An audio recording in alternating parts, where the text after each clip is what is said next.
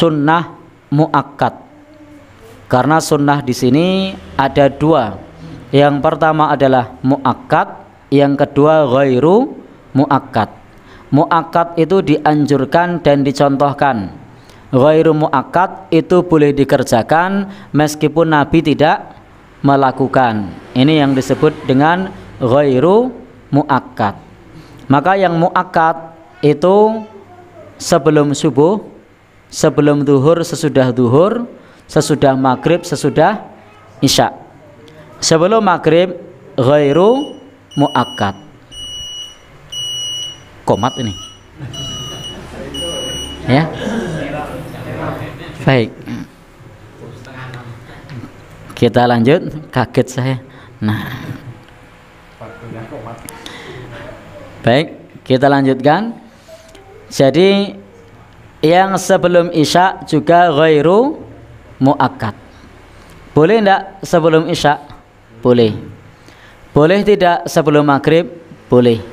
Meskipun saya sendiri ketika ngisi taklim selepas maghrib, saya sebelum isya sengaja tidak sholat sunnah. Jamaah yang lain sholat sunnah, saya sengaja tidak sholat sunnah. Bukan karena tidak boleh, bukan. Tetapi untuk memberitahu kepada jamaah bahwa ini termasuk sholat ghairu muakkad. Karena di beberapa taklim yang selepas maghrib itu hampir semua jamaahnya, tidak tersisa, semuanya sholat ghairu muakkad. Maka saya sengaja nyantai di depan mic. Nah, lalu ada yang tanya, jadi beneran ada yang tanya, ini hukumnya apa, Tat? Oh, ini ghairu muakkad. Nah, berarti berhasil. Kemudian ada yang bertanya. Baik, Bapak Ibu yang berbahagia, intinya kalau yang muakkad itu dianjurkan, dicontohkan. Kalau ghairu muakkad itu boleh. Jadi ghairu muakkad itu boleh, tetapi Nabi tidak melaksanakan. Dan yang ghairu muakkad itu sudah takriri. Takriri itu persetujuan Nabi. Jadi takriri itu adalah persetujuan Nabi. Dan di antara dalil itu adalah takrir atau persetujuan beliau. Maka sholat yang sebelum maghrib atau sebelum isya itu boleh karena sudah mendapatkan persetujuan dari Nabi. Diamnya beliau adalah persetujuan.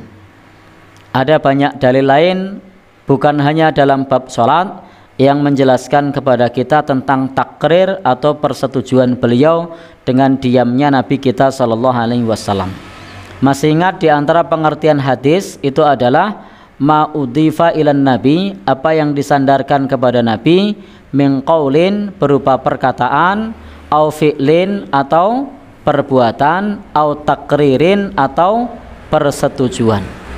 Jadi persetujuan beliau itu juga termasuk dalil meskipun beliau sendiri tidak melakukan.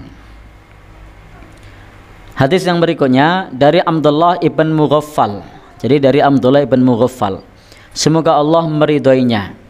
Nah, hadis yang akan kita baca dari sahabat Abdullah ibn Mughaffal ini juga merupakan dalil bagi kita bahwa adanya salat ghairu muakkad. Qala Rasulullah, Rasul bersabda, baina kulli adzanaini salatun, di antara dua adzan itu ada salat. Baina kulli adzanaini salatun, di antara dua adzan itu ada salat. Baina kulli adzanaini salatun, di antara dua adzan itu ada salat. Wa qala fis salisah, dan Nabi bersabda pada bagian yang ketiga, liman syaa, bagi siapa yang mau. Jadi Nabi mengulang 3 kali. Di antara dua adzan, maksudnya adalah antara adzan dan iqamah. Jadi di antara adzan dan iqamah itu ada salat. Beliau ulang sebanyak 3 kali.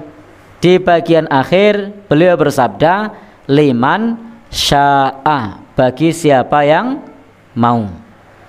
Ini bagi siapa yang mau.